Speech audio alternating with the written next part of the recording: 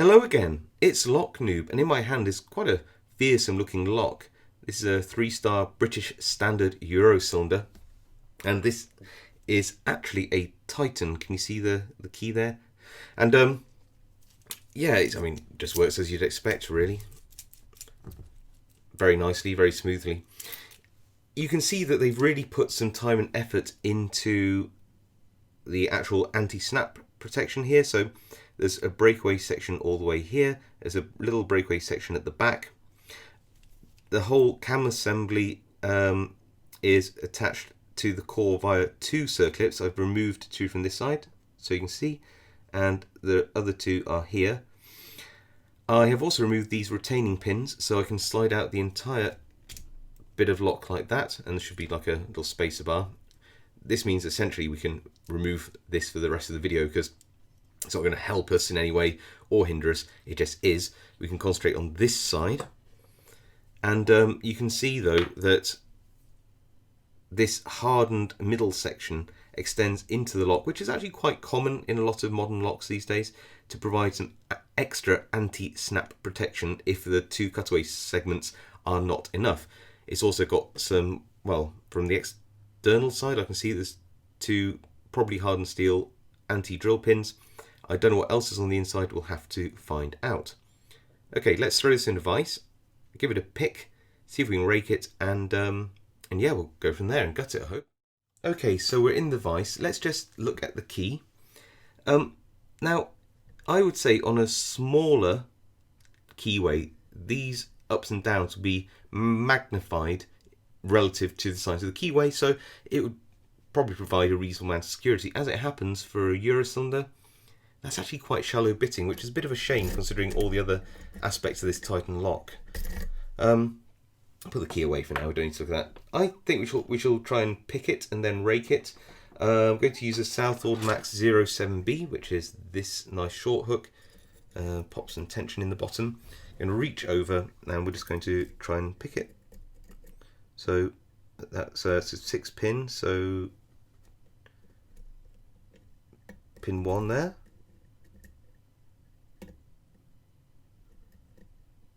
Pin 6. 5,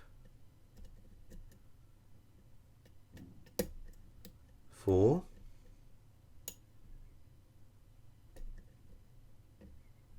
2,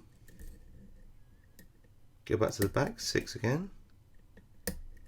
Oh, into a little bit of a false set, nothing major, just hitting pin 4 there.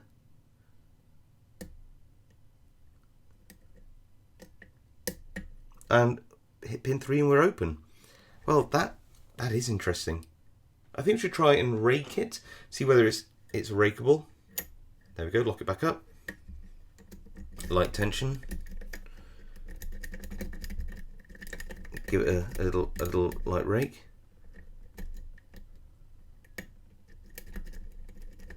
And into a bit of a false set there.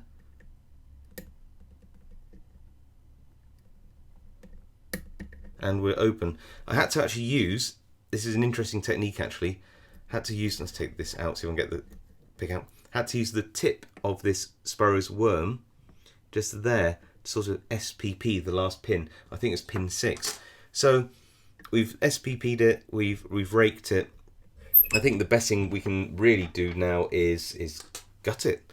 Thank goodness I partially disassembled this beforehand because it is a bit of a nightmare, I have to say.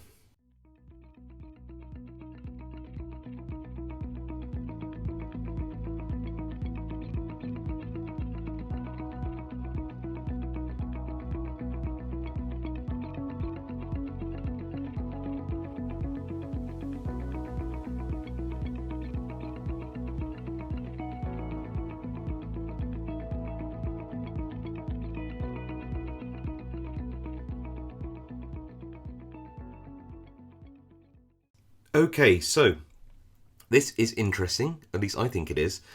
It looks like all of the key pins are actually standard brass pins. Now it does have some anti-drill pins here. These are steel anti-drill pins here, and then standard brass a spool, and then this kind of multi-spool, and we'll look at that in a little bit more detail in a second. I like these multi-spools here, actually good. Strong steel springs, I do like that. I think that's actually a really nice feature. So it's a nice strong steel springs, and more anti-drill protection. If you look here, you see those two anti-drill hardened steel pins here and here, either side of the core. I don't think there's anything on the back, but you can also see where there are some cutaways on the plug itself to correspond to the cutaways on the lock body, which is here, so that it provides adequate anti-snap protection. Right, let me put this down, then just show you some interesting features that I spotted. So here, for example, looks like a relatively normal pin, but it's not. Can you see? It's actually a serrated pin-in pin. Now, when I was picking this, I did not notice that at all. I don't know why. I don't know why it's not effective. Normally, if you pick the outer, for example, then what you'd expect to see is the inner would just pop out and act like a T-pin, but I just did not feel that. I mean, it's a nice feature, but it doesn't appear to really stop me picking it. I didn't expect that in there. I think that's really cool. There's actually two of them. There's the other one. Just really odd. Oh, dropping him out. Pop him back in. I just didn't expect it. Then we've got this multi-spool here. Looks like it's got a small manufacturing error just there, or some little dimple or cutaway. I don't know. Bit weird. Can you just see that? Just at the tip of the tweezers there. Bit odd, but realistically, yeah, it's not a bad pin actually. These, you see them in like ASSA locks. It's like an ASSA spool, we sometimes call them. So it's a strange one, this lock. I get the impression that maybe with a slightly different bitting than this, it may have provided a little bit more in the way of anti-pick. I mean, the pins aren't bad. I like this idea of the telescoping pin in pins. I like this as a spool. It's clearly set up with some nice strong stainless steel springs. I just don't know where it's sort of gone wrong. Maybe it's just poor tolerances. I don't know. Anyway, I hope you enjoyed exploring that lock with me. I've certainly enjoyed exploring it for the first time. I've never seen on the inside of this before and was a bit surprised. So yeah, I hope you enjoyed watching that, and I'll see you all next time.